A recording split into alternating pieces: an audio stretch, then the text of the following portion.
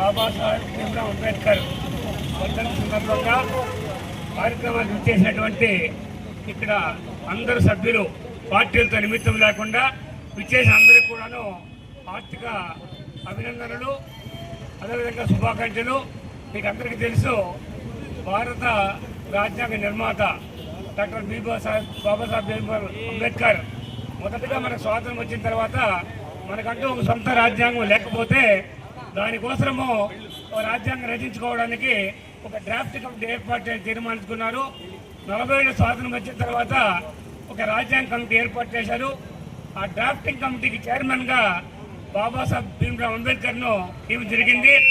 ఆయన సుమారు 2 సంవత్సరాల 3 నెలల రాజ్యాంగాన్ని విదేశాలు తీసుకొని రచించి భారత రాజ్యాంగాన్ని అందించడం జరిగింది. ఇది ప్రపంచంలోనే లిఖిత రాజ్యాంగము, అత్యంత పెద్ద రాజ్యాంగం కూడాను. దీని ద్వారా ఈరోజు మన రాజ్యాంగ వ్యవస్థ నడుస్తూ ఉంది. అన్ని వ్యవస్థలు, శాసన నిర్మాణ శాఖ కానీ, కార్యనిర్వాహక శాఖ కానీ, న్యాయశాఖ కానీ వాటి పరిధిలో పనిచేస్తూ ఈరోజు ఒకరి దాంట్లో జోక్యం చేసుకోకుండా పరిపాలన చేస్తున్నాయి. తలమానికం భారత రాజ్యాంగం అంటే గతంలో మనకు శ్రీకృష్ణుడు భగవద్గీత చెప్పినటువంటి విధంగా ఎట్లయితే అది భగవద్గీత ఒక తార్కాండమో, ఈరోజు భారతదేశ పరిపాలనకు రాజ్యాంగం స్ఫూర్తి. ఆయన ఒకరి కోసమో, ఒక వ్యక్తి కోసమో, ఒక కులం కోసమో, ఒక మతం కోసం రాసినటువంటి రాజ్యాంగం కాదది. మొత్తం యావత్ భారతదేశం రాజ్యాంగం అది. అందరూ కూడా అభివృద్ధి చెందాలి, రాజ్యాంగం సభ్యులను నడుచుకోవాలి, మన పాలన మనం చేసుకోవాలి ఉద్దేశంతో రాయడం కూడా జరిగింది. మీకు అందరికీ తెలుసు, ఈరోజు దేశవ్యాప్తంగానే కాదు ప్రపంచంలో ఆయన యొక్క పేరు స్వతంత్రం చాలా మంది ఉంటా ఉన్నారు. ఈ మధ్యకాలం మీకు తెలుసు, అత్యంత వేగవంతంగా ఆయనకు మీకు ఈ మధ్య కాలంలోనే ఒక 4 సంవత్సరాల క్రితము విజయవాడలో భారతదేశానికే తలమానికమైనటువంటి 112 అడుగుల విగ్రహాన్ని ఏర్పాటు చేసే చరిత్ర మన ఆంధ్రప్రదేశ్ దక్కింది. దాని పాలన ఈ మధ్య కొద్దిగా వెనుకబడినట్టు తెలుస్తూ ఉంది. అది అట్లా కాదు, మనము కులమో మతమో ఇంకోటో చూడాల్సిన అవసరం లేదు. ఎవరైనా కానీ భారతదేశానికి ఎంత సేవ చేసినారు, వాళ్ళు ఏ విధంగా రచనలు అందించినారు, పరిపాలన ఏ విధంగా చేశారు, దాని దృష్టిలో పెట్టుకోవాలి. వ్యక్తులతో మనకు సంబంధం కాదు. కాబట్టి ఆ యొక్క విజయవాడటువంటి విగ్రహాన్ని అందరూ కూడా ఆదరించే విధంగా దాన్ని తీర్చిద్ది ఆలనా పాలన చూసి సకల వస్తువు కల్పించే విధంగా తెలియజేస్తున్నాం. ఆ విధంగా చేసినట్టు మహనీయుడు 1956 ఈ యొక్క డిసెంబర్ 6వ తేదీ నాడు మరణం జరిగింది. ఆయన ఆత్మకు శాంతి కలగాలని మనమంతా కూడాను నివాళి పిలుస్తున్నాం. ఈ కార్యక్రమంలో పాల్గొన్న మీకు అందరికీ కూడాను మరొకసారి ధన్యవాదాలు చేస్తూ, ఎలక్ట్రానిక్ మీడియా ప్రింట్ మీడియాలు కూడా ధన్యవాదాలు, నాకు అవకాశం ఇవ్వడానికి కూడా ధన్యవాదాలు చేస్తూ ఈరోజు డాక్టర్ బిఆర్ అంబేద్కర్ గారి వర్ధంతి సందర్భంగా ఈరోజు పొలమనేరు అర్బన్, రూరల్, గంగవరం నాయకులందరూ పాల్గొని ఈ యొక్క కార్యక్రమాన్ని జయప్రదం చేసినటువంటి కార్యకర్తలకు అందరికీ హృదయపూర్వక నమస్కారాలు తెలియజేసుకుంటూ, మీకు అందరికీ తెలుసు బిఆర్ అంబేద్కర్ గారు ఈరోజు ఈ దేశం అందరూ అన్యోన్యంగా కుల మతాలకు అతీతంగా ఉన్నారంటే దానికి రాజ్యాంగం రచించిన మన బిఆర్ అంబేద్కర్ గారు. ఎందుకుగా చెప్తానంటే ఆయన అందరూ సమానంగా ఉండాలి, అందరూ ఐకమత్యంగా ఉండాలనేసి ఆ రోజు దేశం కోసం స్వాతంత్రంలో కూడా పోరాడి తరువాత ఆయన ఒక కమిటీ మెంబర్గా ఉండి ఈ యొక్క రాజ్యాంగం రచించి అందరికి సమానంగా ఉండాలని రచించిన గొప్ప వ్యక్తి.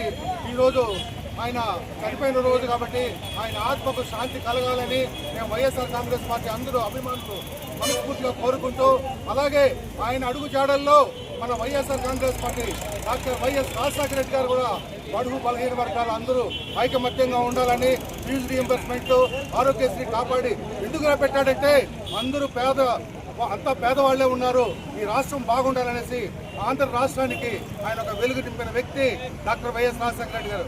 అలాగే ఆయన అడుగు జాడల్లో ఈరోజు వైఎస్ జగన్మోహన్ రెడ్డి గారు కూడా ఆయన కోసం తప్పిస్తూ ఈరోజు డాక్టర్ బిఆర్ అంబేద్కర్ గారు రచించిన ఈ యొక్క పేద మధ్యతరగతి కుటుంబాలు అన్యోన్యంగా ఉండాలని, నా బీసీ, నా ఎస్సీ, నా ఎస్టీ, నా మైనారిటీ అనేసి ఈరోజు గర్వంగా తలెత్తి వైఎస్ఆర్ కాంగ్రెస్ పార్టీ కాళ్ళు ఎగరేస్తా ఉన్నారంటే అది ఒక వైఎస్ జగన్మోహన్ రెడ్డి గారని నేను మనస్ఫూర్తిగా తెలియజేసుకుంటూ, అలాగే ఈరోజు మరి ఒక్కసారి బిఆర్ అంబేద్కర్ గారికి వర్ధంతి సందర్భంగా హృదయపూర్వక ధన్యవాదాలు తెలియజేసుకుంటున్నాను.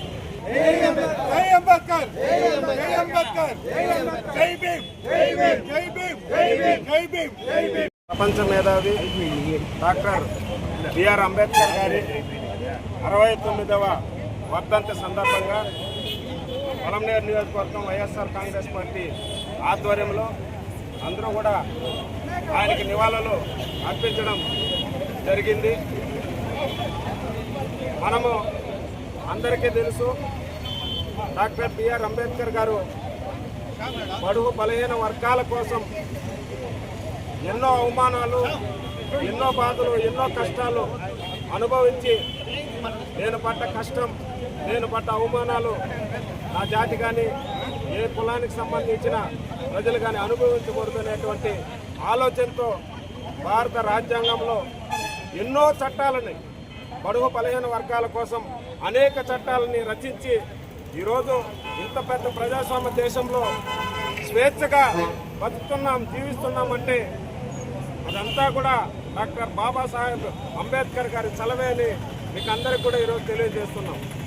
ఈరోజు రాష్ట్రంలో చూస్తున్నాం, దేశంలో చూస్తున్నాం, బడుగు బలహీన వర్గాల మీద దాడులు కానీ, హత్యాకాండాలు కానీ, అనేక దౌర్జన్యాలు, పేదలకు రావాల్సినటువంటి సంక్షేమ కార్యక్రమాల్లో కోత విధించడం, బడుగు బలహీన వర్గాలకు వచ్చినటువంటి ఫండ్స్ అంతా కూడా డైవర్ట్ చేయడం, ఈ విధంగా ఏదైతే అంబేద్కర్ గారు రాజ్యాంగంలో పొందుపరిచారో వాటన్నింటినీ కూడా ఉల్లంఘించే విధంగా ఈరోజు పరిపాలన సాగుతుంది.